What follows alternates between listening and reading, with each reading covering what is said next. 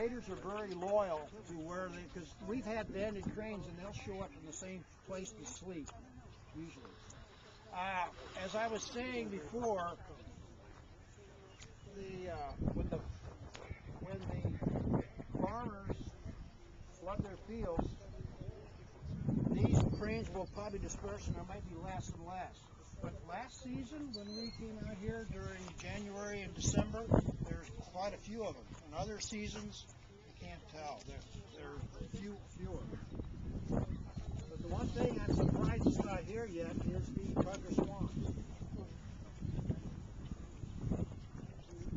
Because usually this time of year we have them.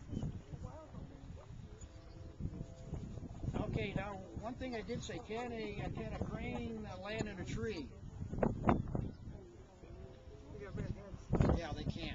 Oh, by the way, cranes will nest on the ground in the tundra and up where there's plenty of water, like up in the Klamath region. They will build a nest out of reeds and grass and pretty high up in shallow water, because they do that for protection. But since there's acres and miles without human beings up in the tundra and so forth, they'll nest anyway. But they'll protect. Because I was up in Alaska in Denali in July, and oh boy, we were on a train and there's no electricity anywhere. The only transportation they have is either those float planes or the train that will stop and pick them up. But there are people that just don't like people. Oh, you notice that? Okay, what I've learned, the deeper sound is a male. You can't. The males and females look alike. In fact, sometimes females can be bigger than the male. But the females do all the talking, usually. I hate to say that, but they do. They have them on the cranes, and they have a more shrill. But some of the babies haven't developed their voices yet. So, but basically, they do not have a larynx like we do. It's a vibration, and they can moderate it to each, like the imperial penguins down in Antarctica. I don't know if you've seen these National Geographic specials, but they know what their family sounds like. So they have variations in sound. And they will go centuries. Oh, somebody asked about a northern harrier. Right there. That is a northern harrier.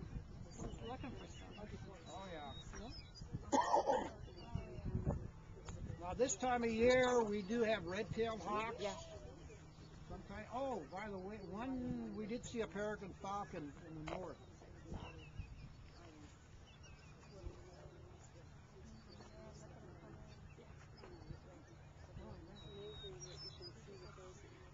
Now there's still cranes out there. Now something.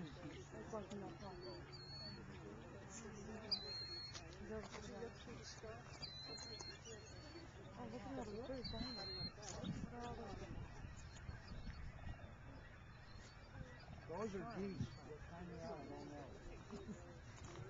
Oh, there's about 4 different species of geese that actually stay here for the winter. Of course, you got the pest, the Canada geese that stay here all year round, moochers. And then you've got a couple of subspecies. You've got cackling goose and the illusion goose. And you've got the greater white-fronted, the snow geese, and Ross's geese. And sometimes you may get a rare brant in here. The brants are usually on these.